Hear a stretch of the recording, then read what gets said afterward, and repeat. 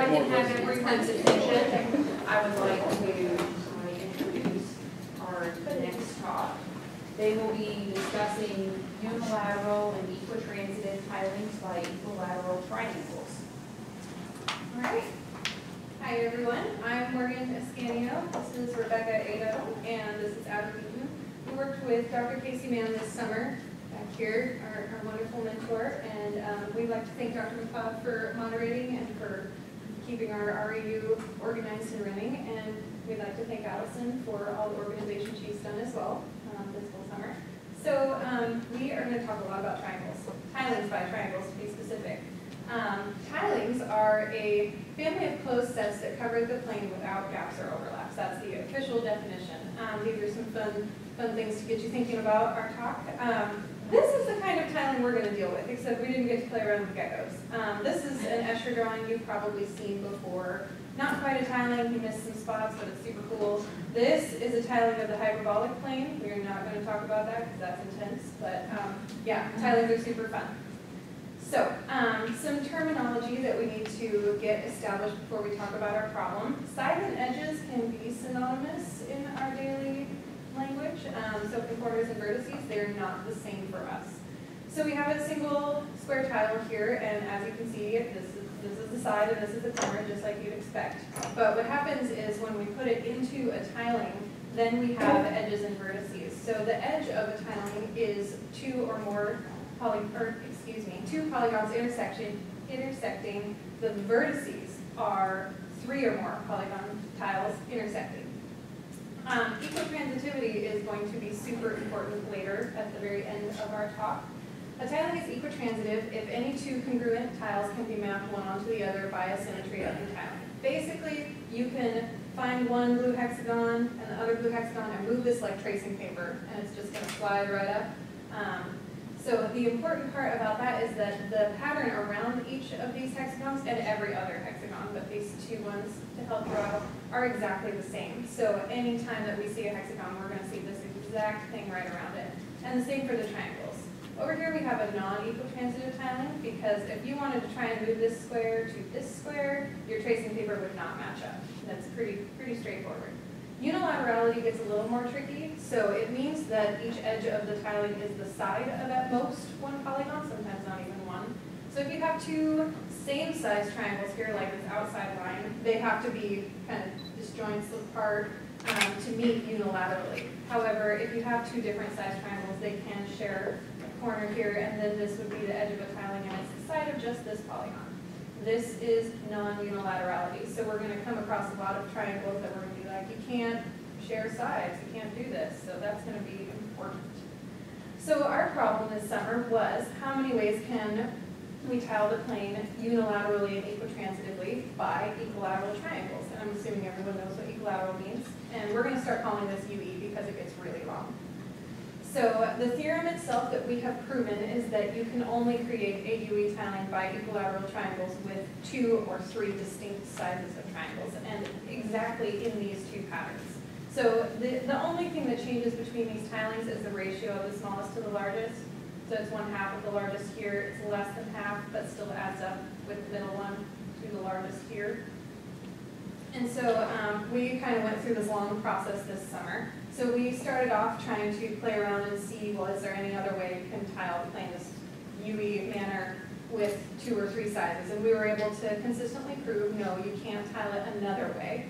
And then we moved on to 4 and 5 sizes of triangles, and we were able to prove case by case, no, you still can't do this with more than 3, you still can't do it with 5, but we obviously could not prove this theorem case by case. And so we kept running into these spaces that would stop us from continuing the tilings, and that's where we came up with these rules that proved our theorem that would allow us to continue tiling. So we're going to show that those certain spaces can't be filled. We're going to then show from that that at most 2 triangles can just sit on the same line anytime you see a line in the tiling, and that no overhang, basically another triangle hanging over, no overhang can exist on the largest triangle. We're going to call that N. And then we're going to show that there are exactly 2 possible adjacency patterns. That thing that I mentioned with equitransitivity, two possible adjacency patterns on the largest triangle, and that's going to force exactly these two triangle patterns for unilateral and equitransitive tilings. All right, so now we're going to get into the proof itself. So to start with, we consider the possible ways that you can have vertices in this tiling. So since everything's an equilateral triangle, all the angles are 60 degrees, which means that there's only two ways that a vertex can be formed so that there's 360 degrees there. So we have this first possibility of valence 6 vertex. And by valence, we mean the number of edges that meet at the vertex. So the first possibility is 6 corners meeting. Second possibility is 3 corners meeting the side of another one where you have that 180 degree angle. And these are the only possible ways that we can have a vertex in our tiling. So now we're going to move into the unfillable spaces. So we're going to have these 4 different configurations that we know that if they pop up in the tiling, they're going to cause a problem for us. So that first one is that valence 6 vertex where you have the 6 corners meeting. The second one is what we call a hex top, where at the base of one triangle, you have a configuration that causes these consecutive 120 degree angles. The third configuration is a parallelogram space, so we have a 120 followed by a 60 degree angle. And finally, we have a mini or a partial hex top, where you have one of the extensions along the side and another one that rests somewhere in the middle. So the idea behind what makes these spaces unfillable is that if you take any one of those 4 spaces and you start trying to tile it unilaterally with any number of triangles, you will see that you're always like recreating one of these 4 spaces in a strictly smaller version. So you really get caught in this loop of these smaller and smaller spaces, and since we're assuming that we have some number n of triangles, we have the smallest size, so at some point you get stuck and you can't fill that really small space. So we're going to walk through the first couple steps of this process. So we start with this valence 6 vertex. And any 2 triangles that are next to each other can't be the same size because our tiling is unilateral. So then when you place the third triangle, you have 2 possibilities. You can either go larger, and you can see that there on the top you create this hex top space. And if you went smaller, you would avoid that. And what we're going to show with this is that this vertex always creates a hex top space. So we move around, avoiding creating that hex top. And then when you get to the final 6th triangle right here, both your options for placing a triangle are going to create a hex top space. So then we have that anytime you try and fill valence 6 vertex, you're going to create this hex top space. So then we're going to try and see what happens when we fill that in. So since our tiling is unilateral, you can't put a single triangle on this space right here. So you have at least 2 up here at the top. So then we're going to try and fill the space in between those 2 triangles. And if you put a triangle that's smaller than either of them, you're going to create a hex top. If it's larger than either, you're going to create this parallelogram space right here. So then in the proof, we would move into trying to fill the parallelogram space and still get caught in this loop. That's just a lot of case analysis, so you're just going to have to trust us on the rest of that, and that those 4 spaces are all unfillable. So then we have some immediate consequences of these unfillable spaces. One of the most important ones is that we can't have any valence 6 vertices, which means that at all of the vertices, there's some 180 degree angle. So we're going to be playing this game where we pick some vertex and we draw these red lines. And we know that there has to be a 180 degree angle with one of these possibilities. So a lot of the times we'll show all the options and that they'll all lead to these unfillable spaces. Another one of the consequences is that you can't line up more than 2 triangles, and that you can't have overhang on the largest. And by overhang we mean where some triangle extends past the corner right here. So first we're going to talk about lining up more than 2 triangles. So we're going to look at any 2, say B and C, as long as you know that there's some third triangle A right there. And if you try and go smaller, you create the hex top, larger, create the parallelogram. If B is less than C, you have the same sort of situation happening. If B is greater than C, we place triangle D so that you avoid the hex top here and the parallelogram here. And then we're going to analyze this vertex right here. You see that the first option creates the mini hex top, the second option creates the full hex top, and the third option creates the parallelogram. So then we have that anytime you try to line up 3 triangles, you would get into these unfillable spaces and you'd be stuck. So So next we're going to look at the overhang on the largest triangle. So you assume on your largest triangle n, you have some guy sitting up here that extends past. And then now we're going to come down to this vertex B into our vertex analysis. Oops. First option is going to create this text stop. The second option creates a parallelogram. So we know that this vertex has to extend down here. We're going to move over to vertex C, do the same game, get a hex top, parallelogram. So you know that the only thing that would work is this extension here, but we know that there's some triangles sitting up here, which means that you're going to create this mini hex top space right here. So then we know that you also can't have overhang on the largest triangle. Okay, now we're going to the fun part. So, not that was fun. So we're going to look at the largest triangle and kind of develop this adjacency pattern and try to figure out what's going on there. And directly from number one and its corollaries, we have that it must have exactly 6 adjacents lining up as so, and by adjacents we just mean that they lie against the side of n. And now keep in mind that the relationships of the sizes of these are necessarily determined at this point. So we want to think about when we're trying to get a UV tiling, what are the possibilities?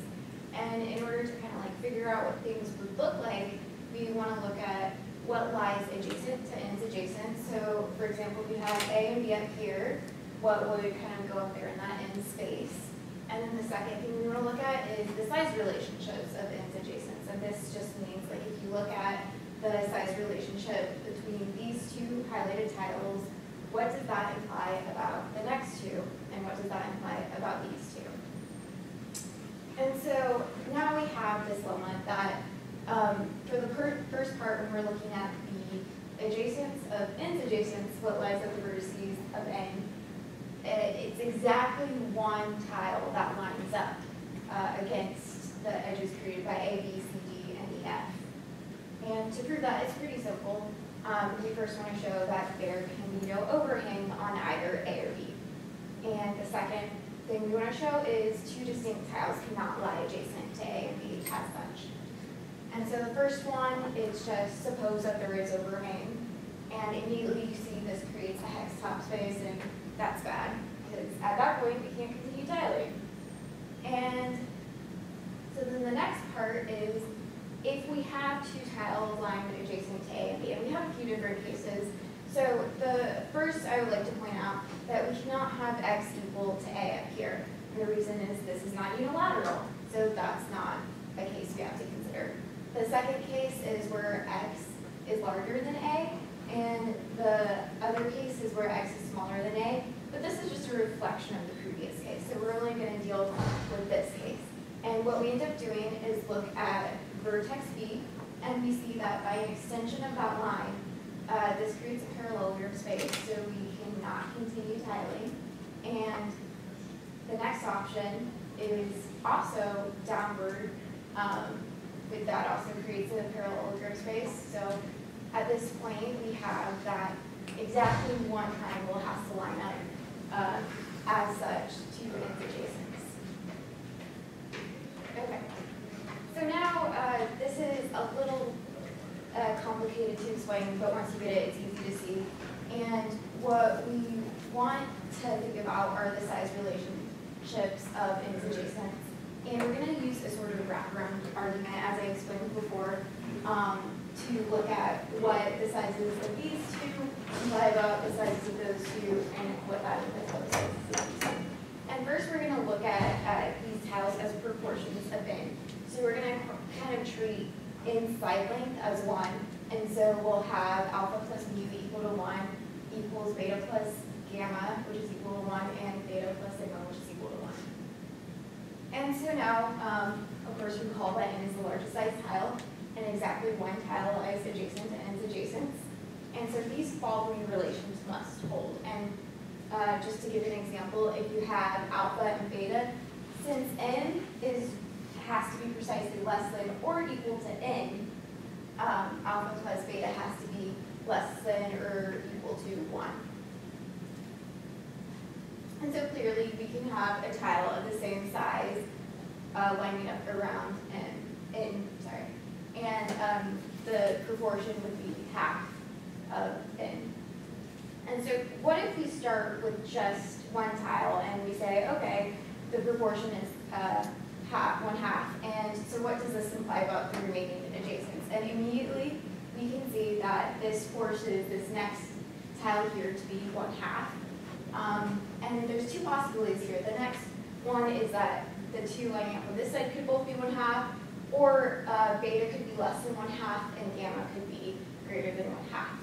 In both cases, though, we're going to have gamma is greater than or equal to 1/2. And the key here is a little bit difficult to follow. So we know that R over here, so we know that R has to be less than or equal to n. And we know that these two triangles here have to add up to get R. And so we know that gamma has to add up to be, with beta to be less than or equal to 1. And since gamma is greater than or equal to 1/2, this means beta has to be less than or equal to 1/2, which forces sigma to be greater than or equal to 1/2. However, sigma cannot be greater than 1/2 because we have 1/2 here, and S also has to be less than or equal to n. So sigma, the only possibility is to have sigma as 1/2, which would then mean beta is 1/2, and so gamma over here has to be 1/2. So the only possibility once you have one tile that's half of n side length is to have all of them half of n side length. So now we consider what if none of the adjacents are half of n side length. And we have proven, we're not going to go through it, but through similar logic, we have proven that the sizes would alternate as such, where you kind of have a small one and a larger one, a small, larger, small, larger. And so now that we have this, we want to kind of pull the size relationships of its adjacents and then what we found out about these tiles lining up here together. And we know that we end up with some configuration as such. And we proved that these tiles around here have to be n. And so to prove that, we say, suppose at least one of these tiles is not n. And so we choose S to not be n. So then we say, okay, let mu over here be less than alpha. And recall that alpha plus beta has to be less than or equal to 1. And since mu plus alpha is equivalent to 1, this implies beta has to be less than mu. And so similarly, beta has to be less than beta. So we have beta is less than beta, which is less than mu, or less than or equal to. And so, but we know that S is strictly not equal to n, so S is less than n, and consequently, mu has to be, plus sigma has to be less than 1. Because of this, we have mu is less than beta, which is less than or equal to beta, which is less than or equal to mu. But wait, that's weird. That doesn't work. And so, therefore, we know that n, R, and S have to be the same size as n. And this is the only possibility that we have. And from that, as a result, we have that these sums are all the same length. And because of that, we know that alpha has to be equivalent to gamma, which is equivalent to sigma, and beta has to be equivalent to beta, which is equivalent to mu. And so therefore, we have this pattern of n as the middle triangle over here with A and B. So we have kind of like a three-sided triangle thing going on here. And she's going to take over and explain why this forces the two or three sides together. All right, so we're back to the tracing paper. So now that we've established this is what happens around n, then we have another n over here. So this has to happen around n, and then another n pops up. And so we have exactly one tiling that's going to come out of this, just over and over reproducing. This is what we call a patch. It's just a couple of tiles. But the exact same pattern has to happen every single time. But since n is involved in its own pattern, it pops up everywhere. So we've just got this awesome tiling that is forced with this super cool graphic. And boom, look at that, there's a patch. And that is right back to this is our 3-size tiling, or if we have the initial adjacent as 1/2, that forces the 2-size, where they're both 1/2. And so we have proven our very own theorem that the only way to create a unilateral and equitransitive tiling by equilateral triangles is with 2 or 3 distinct sizes in these 2 exact patterns. We got our conjecture from Birnbaum and Shepard, and we also read a paper by Dora Schaffsteiner. And we would like to thank the NSF for funding our exploration of tiles, and UW-Bothell for hosting this program. And again, to our mentor, Dr. Casey Mann, who really helped us through this and not get frustrated with all of the holes that we found over and over again. And we would also like to thank Dr. McLeod and Dr. Loretto for helping us have a fun summer. And that concludes our talk.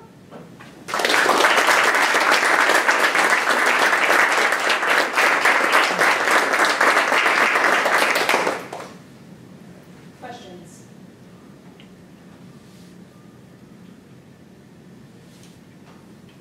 Did you send this to Bronco yet?